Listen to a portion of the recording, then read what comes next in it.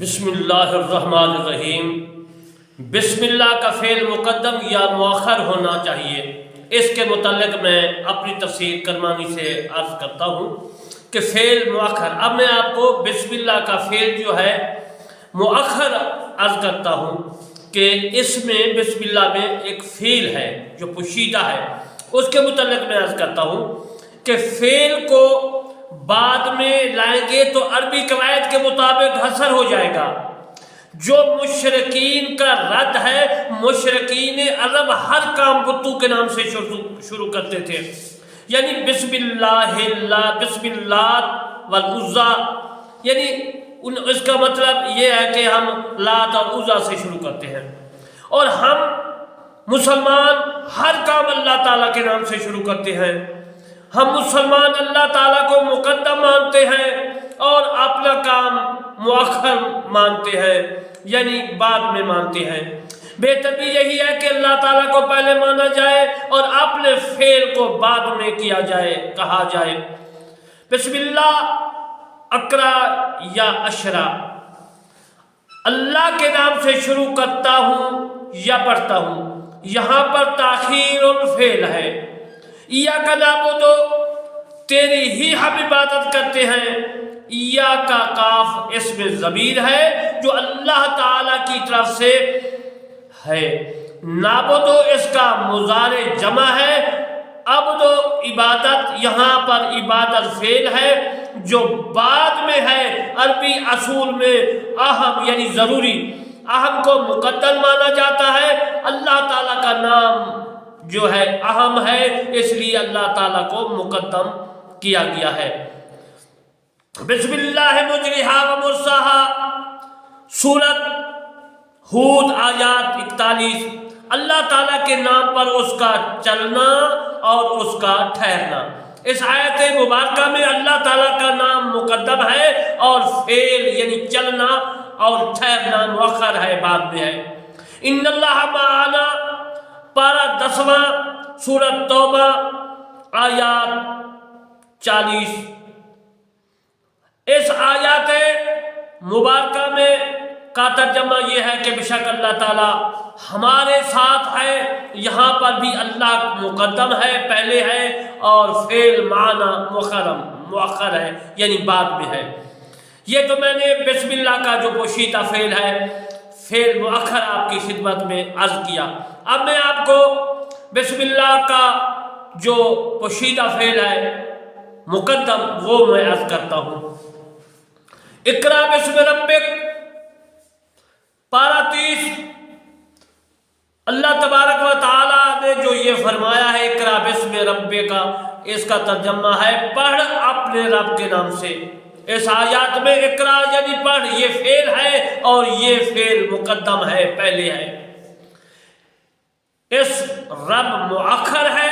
حضرت موسیٰ علیہ السلام نے فرمایا انما یا ربی، سورۃ شورى پارہ 19، بے شک میرے ساتھ میرا رب ہے۔ اس میں ما یعنی ساتھ فعل ہے جو مقدم ہے، پہلے ہے، اور رب بعد میں ہے جو مؤخر ہے۔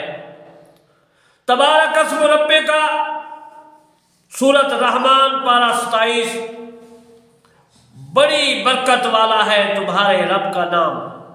تبارک برکت فعل ہے جو مقدم ہے اور رب مؤخر ہے یعنی بعد میں ہے۔ فسبح بسم ربک، سورۃ واقعہ آیات 74 پارہ 27۔ اس آیات مبارکہ میں سب فعل ہے جو پہلے ہے اور رب بعد میں ہے۔ انہ منی سلیمان و انہ بسم اللہ الرحمن الرحیم، سورۃ نمل آیات 30۔ بے شک یہ قحط سلیمان کی طرف سے، یہ خط سلیمان کی طرف سے ہے، اور بے شک یہ اللہ کے نام سے ہے جو نہایت مہربان رحم کرنے والا ہے۔ یعنی مطلب فعل مقدم یا فعل مؤخر، یہ میں نے تفسیر کرمانی میں لکھے ہیں، آپ وہاں سے بھی تفسیر کرمانی کا مطالعہ کر سکتے ہیں۔ تفسیر کشاف جو ذوالمشخری نے لکھی عربی میں ہے، امام بغوی تفسیر بغوی تفسیر قرطبی اور روح البیان سے یہ مسائل اخذ کیے گئے ہیں، فعل مؤخر اور فعل مقدم۔ اب میں آپ کو بسم اللہ کے اسم کی تفسیر عرض کرتا ہوں کہ بسم اللہ کے اسم کی تفسیر کیا ہے۔ بصریوں کے عالم مفرد نے کہا ہے کہ اسم سمو سے بنا ہے اور اس کا یہی قول صحیح ہے۔ ابن فورق، ابو بیدہ، سبوائے یہ کہتے ہیں کہ اسم ہی مسمى ہے، مسمى ہے سما یسمعو باب ناصرہ، سمعو کا معنی ہے بلند ہونا۔ جوہری نے کہا ہے کہ اسم کی جمع اسماء ہے، یعنی جس طرح کفل تالا ہوتا ہے، کفل کی جمع فال تالے، اس جمع میں لفظ کے آخر کے ما قبل الف اور لفظ کے شروع میں الف لگایا جاتا ہے۔ تصغیر سے کسی لفظ کی اصل کا صحیح علم ہو جاتا ہے، جیسے وعدہ کی تصغیر واحد ہے اور اس سمو کی تصغیر جو ہے وہ عزیز المحترم جیسے میں نے عرض کیا سمیہ ہے۔ اسم اصلہ سمو، اسم اصل میں سمو ہے۔ یہ فتح القدیر سے میں نے تفسیر کرمانی میں لکھا ہے۔ فتح القدیر نے اسی جگہ جو لکھا ہے اس کا مسئلہ وہ میں نے تفسیر لکھی ہے، میں نے وہ لکھ دی ہے۔ اسم ہی مسمی ہے، مسمى ہے اور اس کا عین ذات ہے۔ انا نبشرک بغلام نسمہ، سورۃ مریم آیات 7۔ بے شک ہم تمہیں ایک ساجزادہ کی بشارت سناتے ہیں جس کا نام یحییٰ ہے۔ اللہ تعالیٰ نے فرمایا اے زکریا علیہ السلام، جس تیرے بیٹے کی ہم خوشخبری دے رہے ہیں اس کا نام یحییٰ ہوگا۔ پھر نام کو پکارا اور فرمایا یحییٰ۔ اس سے معلوم ہوا کہ جو اسم ہے یعنی یحییٰ وہی مسمى ہے۔ سبح اسم ربک الاعلیٰ، پارہ 29 سورۃ اعلیٰ آیات پہلی۔ پاکی بیان کیجئے اپنے رب کی جو سب سے بلند و بالا ہے۔ تبارک اسم ربک ذی الجلال والاکرام، پارہ 27 سورۃ رحمان آیات 78۔ بڑی برکت والا نام ہے اس کے رب کا جو نہایت عظمت اور بزرگی والا ہے۔ ان آیات مبارکہ سے معلوم ہوا کہ اسم اور مسمى ایک ہے۔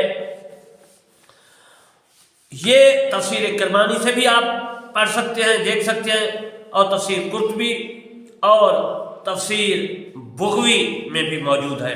اب میں آپ کو بسم اللہ میں جو اللہ ہے اللہ کی تفسیر عرض کرتا ہوں۔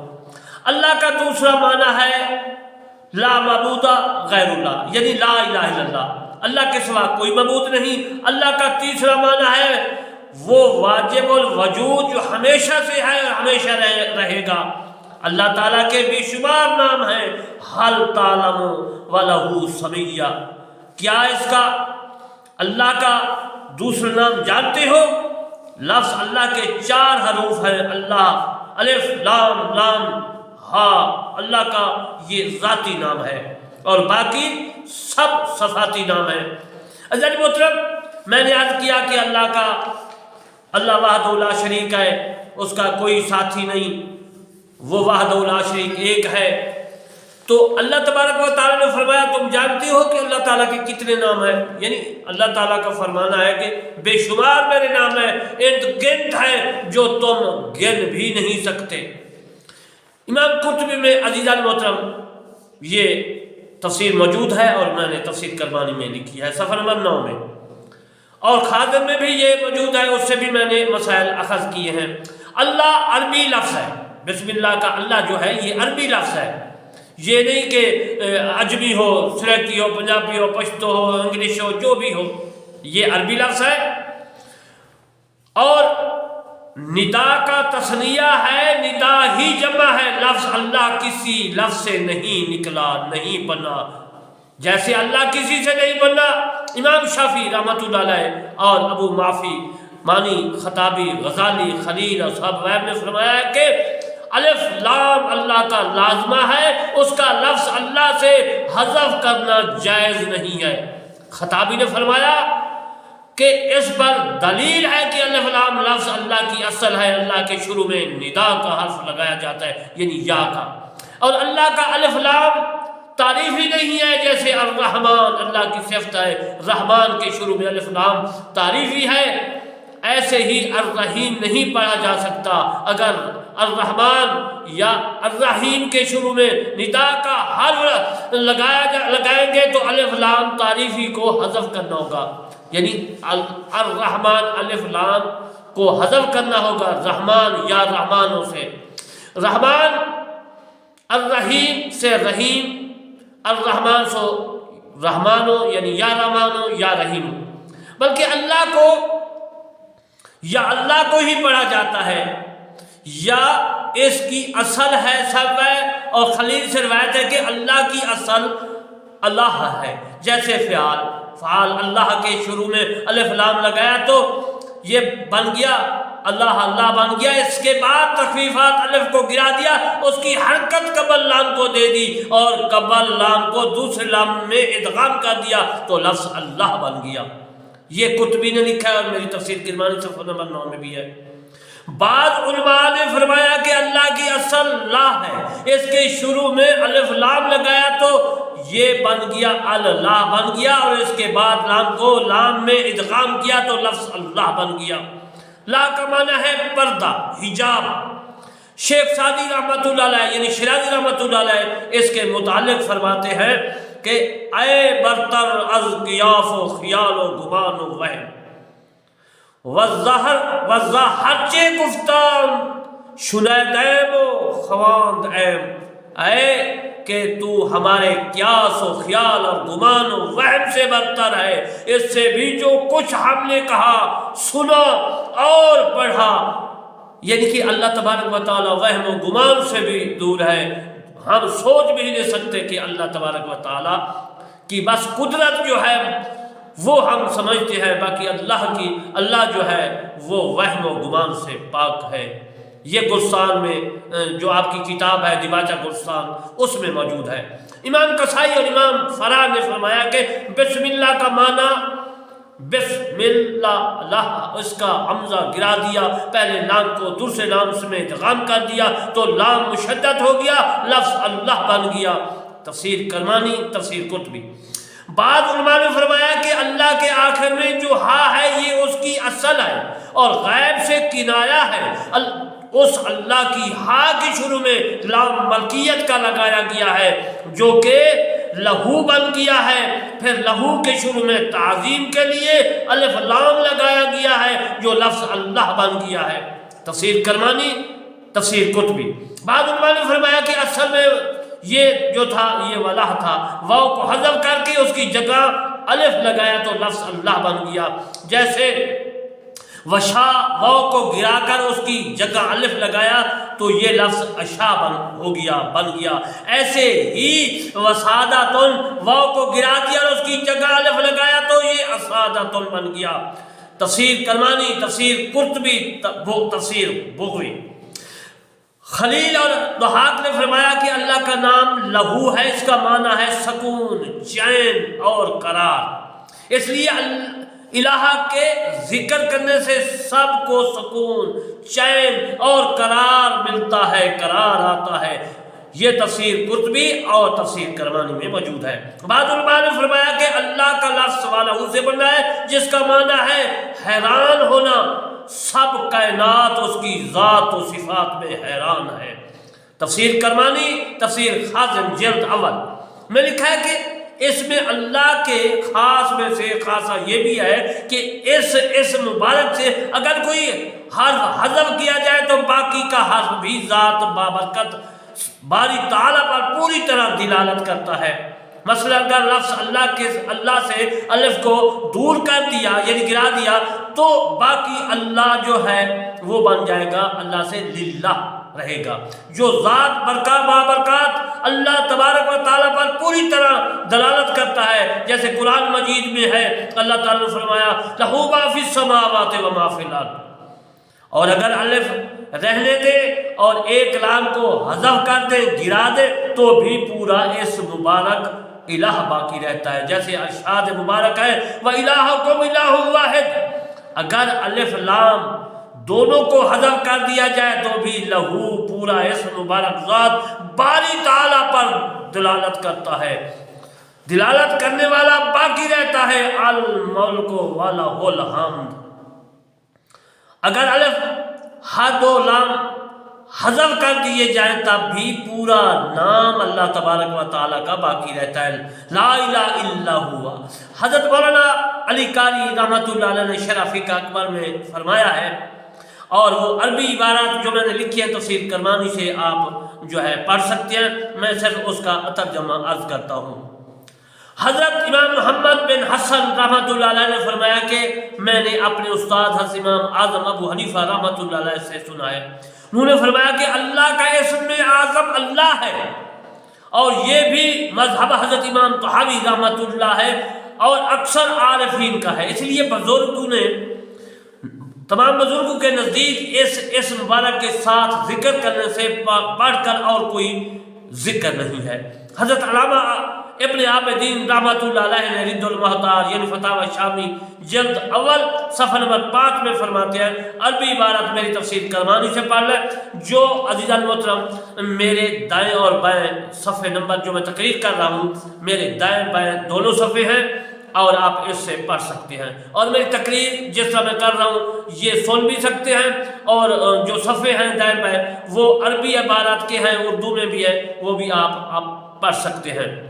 اس کا ترجمہ یہ ہے کہ حضرت اسام الدین نے فرمایا ہے کہ لفظ اللہ رب کا ذاتی نام ہے جو واجب الوجود ہے اور کل صفات کی جامع ہے، اور سید شریف نے فرمایا ہے کہ جیسے اللہ کا ادراک کرنے سے انسانوں کی عقلیں حیران اور عاجز اور درماندہ ہیں، اسی طرح اس کی ذات پر دلالت کرنے والے اسم الہ کی حقیقت کو پانے سے بھی عقلیں حیران و پریشان ہیں۔ بعد میں فرمایا کہ یہ لفظ اللہ سریانی زبان کا ہے، بعض نے فرمایا کہ لفظ اللہ عربی ہے، بعد میں فرمایا کہ مس اور مشتق ہے، بعد میں فرمایا کہ یہ علم ہے، اور جمہور علماء کرام کا یہ نظریہ اور مذہب ہے کہ یہ لفظ اللہ عربی ہے اور اس کی مثل اور کوئی لفظ نہیں ہے۔